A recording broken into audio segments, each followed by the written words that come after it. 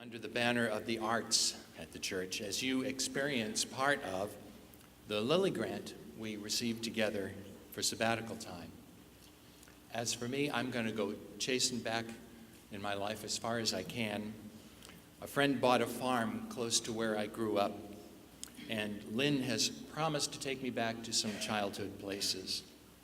We will hike deep into those woods that I keep dreaming about still later in life, behind my house, where I explored with the neighborhood boys until almost dark, just daring each other to be nonchalant about the passing day until we found ourselves running back in the failing light when that sun filtered down through vines and leaves and all of this cast shadows over the woodland path. And that entrance, she found a new way in, because the path into the woods has been closed for decades and the land sold for houses.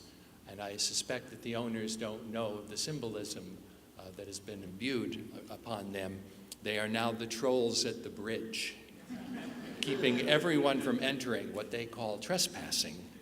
And it's no wonder the sealing off of an enchanted forest from a suburb is probably why more 9- and 10-year-olds have not gotten lost in the woods in the years since then. But there were deep mysteries down in these woods. One, this is where I wake up in the dream too, there's a crater lake in the middle of nowhere where the shoreline just disappears into a sharp angle under the ground, where you stand and you just look down at this gaping depth and blackness and the mystery of that water underneath. It is a deeply spiritual place, and I almost expect when I get back there again to hear those words on wind whistling, "It's been 50 years, and you, like so many, have come back drawn by mystery." Vines, I'm sure, still hang from trees along the hillsides, and I expect Lynn and I will goad each other into swinging on them. Garter snakes, red salamanders, black lizards with a stripe on their back still wait to be discovered, but this time I'll bring my iPhone camera instead of a mason jar with a cheesecloth cover. And today, because of our passage from Ezekiel, I'm thinking of that fork from what was once a well-worn path that led off to the left into the edge of pasture land of a dairy farm that we used to be able to walk to, which supplied us with our milk and delivered to our homes in glass half-gallon bottles with crisp white paper tops on the top. The light at the edge of the woods signified that you were near this lonely little corner of pasture, and it was so far from the grazing area between these two mounds of earth, not big enough to be called hills. And it was here that existed, a lack of a better phrase, a last resting place for old or sick members of the herd of cows.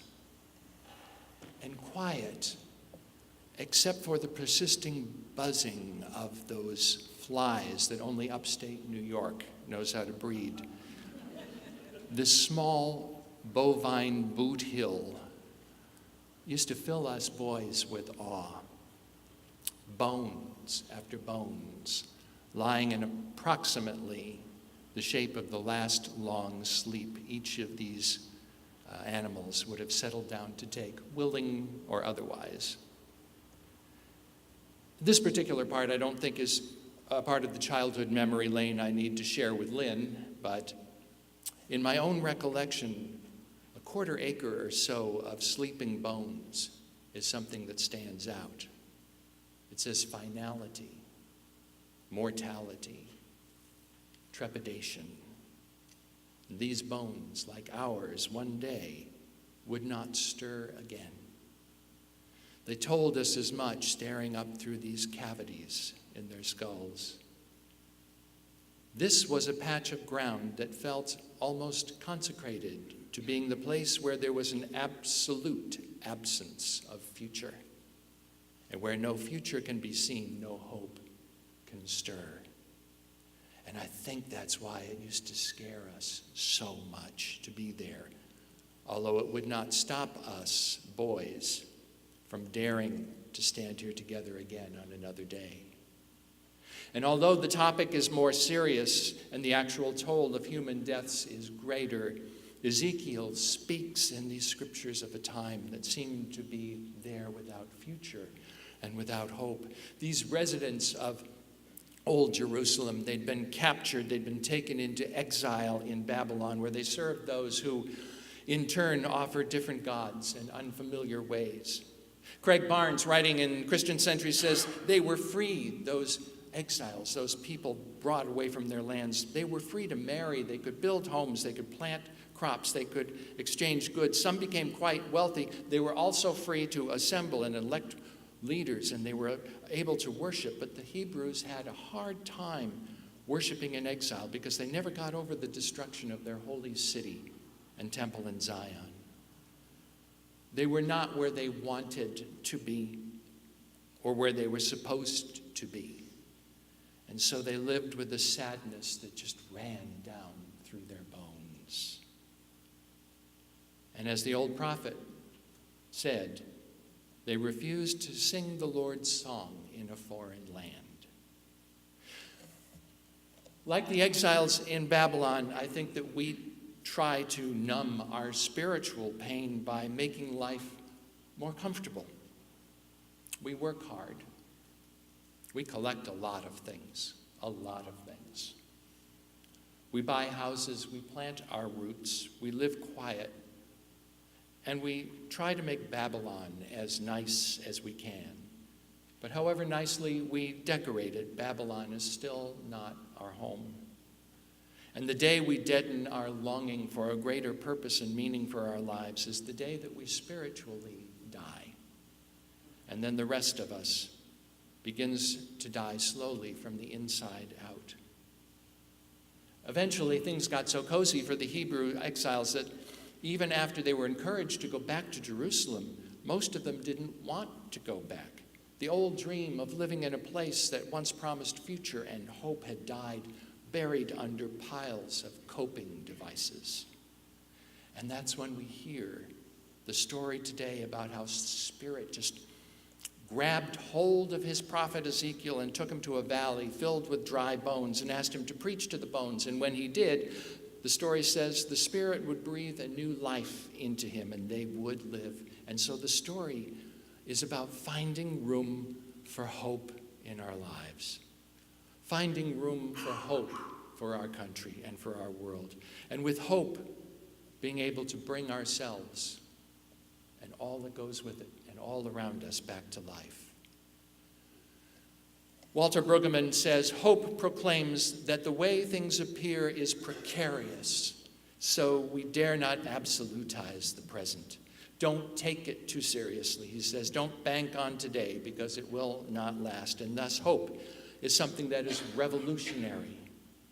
That is why the poor, he says, are great at hoping, and why we, the middle and upper classes, who are coping well in Babylon, have such a hard time with hope. We think we're doing well enough.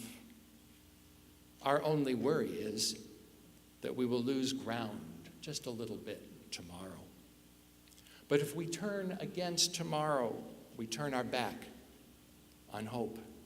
And it is then that the human spirit just begins to wither away.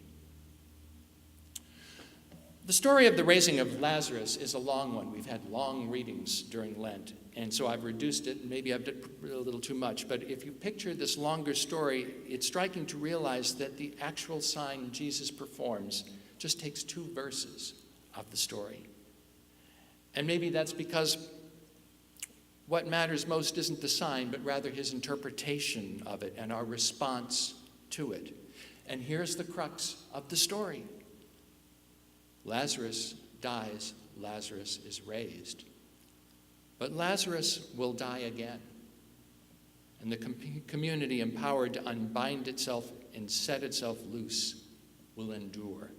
And indeed, it has endured, persisting through the centuries in works of courage and mercy, and right down to this congregation and others as well.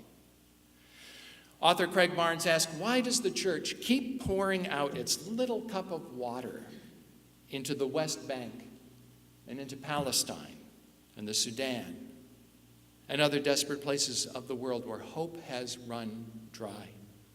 Why do we keep visiting the shut-ins, people in hospitals, when we have no miracle drugs to take away their pain? Why do we commit ourselves so thoroughly to the political process when there is so much cynicism and malaise and despair in our politics today? Why do we do that? And I think the answer is because we are not yet done believing in hope. We stand on a patch of ground, this earth, one that has been consecrated as a place where we are bound to believe in its future. And when we can see a future, it is then that we can believe in hope, alive and able to stir. When we can proclaim renewing words of a prophet and believe that new life can be breathed into the systems in which we live and move, so that we dream and yet we believe that living wages can be paid to our working poor, so that we can believe in the importance of health care and education, and that we can make those top priorities.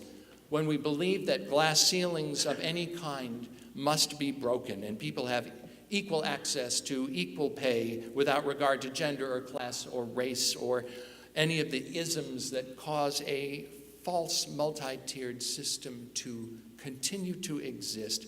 The raising of Lazarus is a story about overcoming death and renewing life. It calls us out of our own metaphorical tombs in which we are buried, those tombs of addiction or hopelessness or guilt or depression or loss or pain. And in the story, we hear that God offers us a new beginning. Stephanie Jager, also writing in Christian Century, says that she likes to title the story, The Unbinding of Lazarus. Jesus cries out to Lazarus in the tomb, Jesus, come out, and Lazarus comes out of the dark cave, alive again, yet still bound by these strips of cloth. And he's alive, but here's the thing, he's not free.